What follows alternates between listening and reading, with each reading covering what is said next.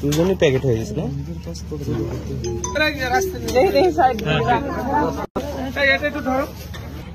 মহিলার নাম জানি। মহিলার নাম কি? রাবিয়া। রাবিয়া। উনি ওটা ওনার হাজবেন্ড তাই না? তো এই ঘরে থাকতো না অন্য কোনো জায়গায়? এই ঘরে তো গলায় দড়ি দেওয়া সম্ভব না, ও তো একবারই হয় কিন্তু মানে গলায় দড়ি দিলে এমনি তো মাটির সাথে পা ঠেকে যাবে। মানে কিভাবে দেখবেন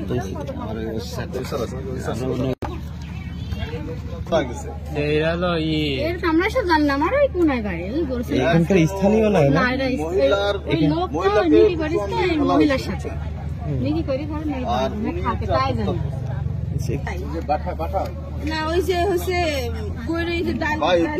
একজন শ্বশুর একজন শাশুড়ি ওই ঘরে থাকতো না? যে ঘরে আছে ওই ঘরে কি একজন মানুষ গলায় দড়ি দিয়ে মারা যাওয়ার মতো পরিবেশ তো নাই? তারা কি অসুস্থ ছিল না? না, আমার শ্বশুরের একটু অ্যাজমা ছিল, কানের রোগ ছিল, আর আমার শাশুড়ি রোজ সকালে উঠে চলে যেত ঘরে আর আমার বড় রাত্রে সারা রাত বসে বাইরে মানে সিমেন্টের বস্তা নামিয়েছিল, আর আমি আর আমার সন্তান ওই ঘরে ছিলাম। আর বড় ভাইরা ধরেন আটকানি জায়গা। এখন ঘরের মধ্যে আমার শাশুড়ি আমার বাড়িতে রাত 8টার পরে আসলো, শ্বশুর। আপনাদের সাথে কোনো ঝামেলা বা কোনো কিছু হয়নি? আপনি কি? ও আচ্ছা, আপনার তো বাবা মা তাই না? মানে এ পর্যন্ত কোনো অসুস্থ ধরনের কোনো কিছু দেখছেন তাদের? সংবাদ পেয়ে আসছি, আসার পরে এই টিনের ঘরটা আপনি হয়তো দেখছেন। হ্যাঁ, টিনের ঘরটার মধ্যে ঘরটা ভিতর থেকে লক করা ছিল। আমরা 4-5 ভিডিও করছি যে কোনোভাবে ভিতর থেকে কেউ বের হয়েছে কিনা লকটা খুলে।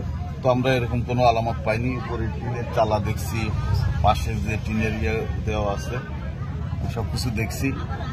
তো প্রাথমিকভাবে যেটা দেখছি এখানে যে নারী মৃতদেহ যেটা, ওনার গলায় ক্ষত চিহ্ন আছে এবং ওনাকে মানে মৃত অবস্থায় খাটের উপর লেপ, গায়ের উপর লেপ ছিল, সেভাবে পাওয়া গেছে। এটা মনে হচ্ছে তাকে খুব সম্ভব মানে মেরে ফেলা হয়েছে। আচ্ছা আচ্ছা।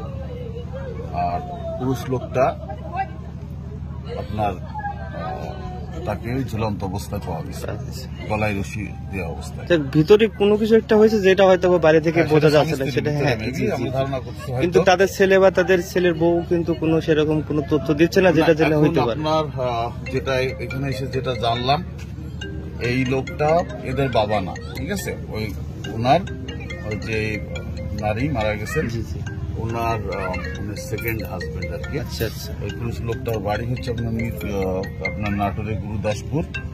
ওনার ফ্যামিলি আছে, আপনার ছেলে মেয়ে আছে সেখানে। আমরা এখন তাদের সঙ্গে যোগাযোগ করতে পারবো, ঠিক আছে? যোগাযোগ চেষ্টা অব্যাহত আছে। তো এটা ধারণা করা হচ্ছে হয়তো স্বামী স্ত্রীর ভিতরে তাদের ভিতরে হয়তো কোনো কলহ ছিল হয়তো, সে থেকে আপনার যে পুরুষ লোকটা ওনার নাম হচ্ছে ফরিদ, মেবি হয়তো আমার ওয়াইফকে মেরে ফেলে নিজে হত্যা করছে। এটা প্রাথমিকভাবে ধারণা করা হচ্ছে। আমরা লাশ পোস্টমর্টমের জন্য পাঠাচ্ছি, পরবর্তীতে আমরা তদন্ত করে বিস্তারিত।